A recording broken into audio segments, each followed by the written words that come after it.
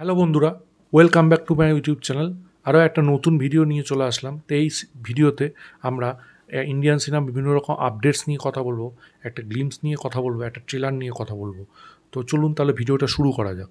তা প্রথমেই গতকাল রিলিজ হওয়া জুনিয়র এনটিআর অভিনীত দেবারা সিনেমাটায় সৈফ আলি খানের একটা গ্লিমস নিয়ে কথা বলবো, যে গ্লিমসটা 1 মিনিটের কম, একটা ছোট্ট ডিউরেশনের গ্লিমস হয়েছে এবং তার কালকে জন্মদিন ছিল, সেই উপলক্ষেই মেকার্সরা গ্লিমসটা রিলিজ করেছে। এবং এই খবরটা কিন্তু আমি একটা ভিডিওতে দিয়েছিলাম যে তার জন্মদিনের দিন দেবারার এটা মানে তার ক্যারেক্টারের একটা গ্লিমস আসতে চলেছে।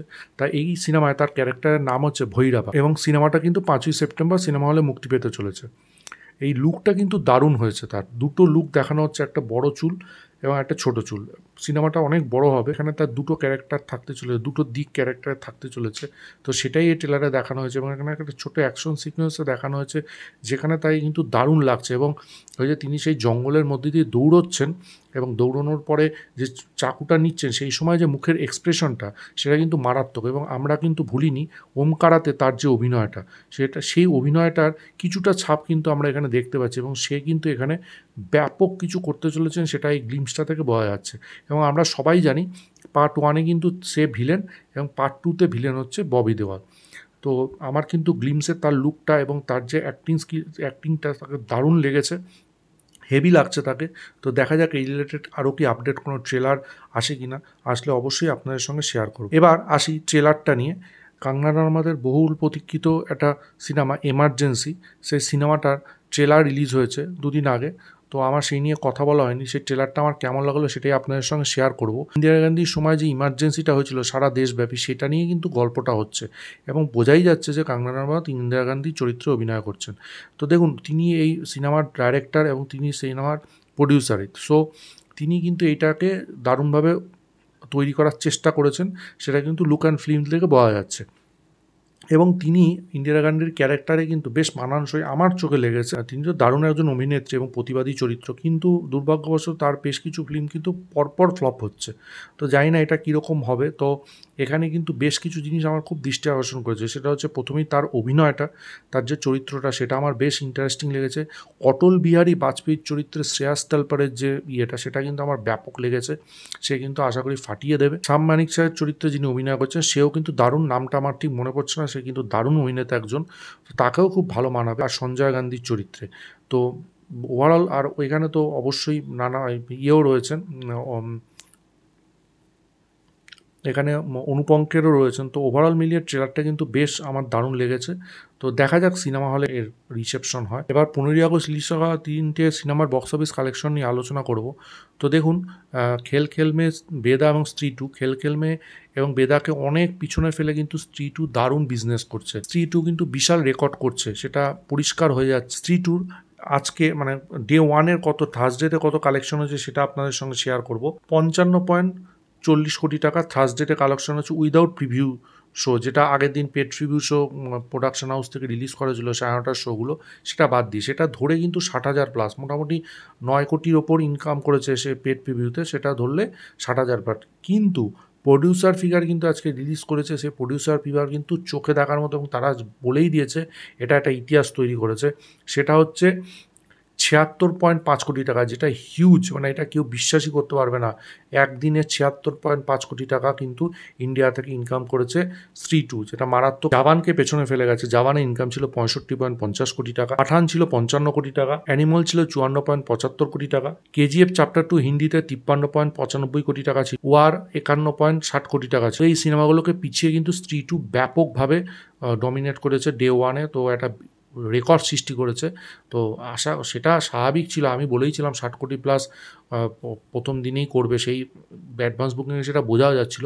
সেটা ছাপিয়ে 76 কোটি প্লাস ইনকাম করেছে স্ত্রী 2, যেটা হিউজ। অন্যদিকে খেল খেল মে মানে ধারে কাছে নেই, 5.23 কোটি টাকা প্রথম দিনে কালেকশন করেছে এবং বেদা একটু বেটার কালেকশন করেছে এবং এটা আশা করি সোমবার পর্যন্ত গেলে এটা ভালোই কালেকশন করবে। বেদা ফার্স্ট দিনে কালেকশন করেছে 6.75 করোড়। এবার আসি আপডেটে। সেটা হচ্ছে থালাপতি বিজয়ার most anticipating cinema GOAT, the greatest of all time, যেটার ট্রেলার কিন্তু রিলিজ হচ্ছে আজকে বিকেল 5টার সময়, এবং ট্রেলারের রান টাইম হতে চলেছে 2 মিনিট 45 সেকেন্ড। তো এটা হিউজ, এবং এই টিজারটা কিন্তু আমার ব্যাপক লেগেছিল। তো ট্রেলারটা দেখা যাক কেমন হয়, আশা করি দারুণ হবে। তো সেটা দেখে আপনাদের সঙ্গে অবশ্যই আমার মতামত শেয়ার করব। এবার পবন কল্যাণকে নিয়ে আপডেট। পবন কল্যাণের বিগ বাজেটের একটা প্যান ইন্ডিয়ান ফিল্ম, যেটার নাম হচ্ছে হারিহারা ভিরামাল্লু, যেটার শুটিং কিন্তু পুনরায় আবার শুরু হতে চলেছে। একটা বড় যুদ্ধের শুটিং করবে এই শিডিউলটায়, এবং পবন কল্যাণ কিন্তু খুব শিগগিরই শুটিংয়ে জয়েন করবেন বলে জানা গেছে। চিয়ান বিক্রমের থাঙ্গালা রিলিজ করেছিল 15ই আগস্ট, তার বক্স অফিস কালেকশন কেমন হয়েছে সেটা আপনাদের সঙ্গে শেয়ার করব। ট্রেড ফিগার, এটা একটা ডোমেস্টিকে 15.3 কোটি টাকা, ওভারসিসে 4 কোটি টাকা, ওয়ার্ল্ড ওয়াইড গ্রস হচ্ছে 19.3 কোটি টাকা, এবং ইন্ডিয়ান ট্যুর পর এটা হচ্ছে তামিলনাড়ুতে বিশাল বড় একটা ওপেনিং। চিয়ান বিক্রমের কেরিয়ারের এটা কিন্তু সেরা ওপেনিং, বিশাল হিউজ একটা, এবং আশা করি সিনেমাটা ভালো হয়েছে। আমি দেখার চেষ্টা করছি, দেখতে পারলে আমার কেমন লাগলো অবশ্যই আপনাদের সঙ্গে শেয়ার করব। এবার শাকিব খানকে নিয়ে আপডেট। তা শাকিব খানের দরদ সিনেমাটার কিন্তু একটা সময় রিলিজ হয়ে যাওয়ার কথা ছিল। তো সেই সিনেমাটা বাংলাদেশের যে খারাপ পরিস্থিতি ছিল তার জন্য কিন্তু সিনেমাটার প্রমোশন আটকে গেছে। তো এখন আবার শোনা যাচ্ছে, অনন্য মামুন জানিয়েছেন যে সেপ্টেম্বর মাসেই কিন্তু দরদ আসবে। সেপ্টেম্বরের প্রথম সপ্তাহে কিন্তু রিলিজ ডেটের একটা ঘোষণা হবে, এবং 29 আগস্ট থেকে কিন্তু দরদের টিম প্রমোশন শুরু করে দিচ্ছে। তো আমি কিছুদিন আগে আপনাদের বলেছিলাম যে আয়ুষ্মান খুরানা হয়তো বর্ডার 2 থেকে সরে যাচ্ছে। তো সেখানে কিন্তু রিপ্লেস হতে পারে বরুণ ধাওয়ান। হ্যাঁ বন্ধুরা, বরুণ ধাওয়ানকে কিন্তু বর্ডার 2-তে দেখা যেতে পারে। তো বর্ডার 2 যত দিন এগোচ্ছে কিন্তু হাইপ তৈরি করছে, বড় বড় কাজটা সেখানে অ্যাড হচ্ছে। দেখা যাক এই সিনেমাটা গাদার 2 এর পরে সানি দেওয়ালের নেক্সট বড় ব্লকবাস্টার হয় কিনা। তো গতকাল 70th ফিল্মফেয়ার অ্যাওয়ার্ড কিন্তু অ্যানাউন্স হয়ে গেছে। সো সেটারই আমি ছোট একটা লিস্ট তৈরি করেছি, কে কোন ক্যাটাগরিতে কোন অ্যাওয়ার্ডটা পেলো সেটাই আপনাদের সঙ্গে শেয়ার করব। দ্য বেস্ট তামিল ফিল্ম হয়েছে মণিরত্নের পনিয়ান সিলভান 1, বেস্ট কন্নড় ফিল্ম হয়েছে KGF chapter 2, best Hindi film হয়েছে গুলমোহর, বেস্ট বাংলা ফিল্ম জিতেছে কৌশিক গঙ্গোপাধ্যায়ের কাবেরী অন্তর্ধান, বেস্ট মিউজিক ডাইরেক্টর হয়েছে প্রীতম, যেটা হচ্ছে ব্রহ্মাস্ত্র সিনেমার জন্য, আবহ সঙ্গীতের জন্য এআর রহমান জিতেছেন পনিয়ান সিলভান পার্ট 1 এই সিনেমাটার জন্য। অপরাজিতা ফিল্মে জন্য বেস্ট মেকআপ আর্টিস্ট বাংলা থেকে জিতেছে, যার নাম হচ্ছে Somnath Kundu. Best production design Aparajita থেকে জিতেছে Anand Addu. Best sound design হচ্ছে Ponniyin Selvan 1। Best male playback singer জিতেছেন কেসিরিয়া গানটার জন্য ব্রহ্মাস্ত্র সিনেমা থেকে Arijit Singh. Best actress in leading role Nithya Menen জিতেছেন, সিনেমাটার নাম হচ্ছে Thiruchitrambalam. Best actor in leading role কান্তারার জন্য জিতেছেন ঋষভ শেট্টি। সুরজ বাজ্জাতিয়া উচাই সিনেমাটার জন্য বেস্ট ডিরেক্টর এর অ্যাওয়ার্ড জিতেছে। Best film in animation, visual effect, gaming, কমিকের জন্য হিন্দিতে জিতেছে ব্রহ্মাস্ত্র পার্ট 1 সিনেমাটা। এই ছিল ওভারঅল ফিল্মফেয়ার অ্যাওয়ার্ডের একটা ছোট লিস্ট। আমি যেগুলো আমার মনে হচ্ছে সেগুলো আপনাদের সামনে তুলে ধরেছি, এবং ওভারঅল আপডেট। আপনাদের ভিডিওটা ওভারঅল কেমন লাগলো অবশ্যই কমেন্ট বক্সে জানাবেন। ভিডিওটা ভালো লাগলে লাইক করুন, শেয়ার করুন, চ্যানেলটা অবশ্যই সাবস্ক্রাইব করুন, পাশে থাকা বেল আইকনটা ক্লিক করুন পরবর্তী নতুন কোনো আপডেটসের জন্য।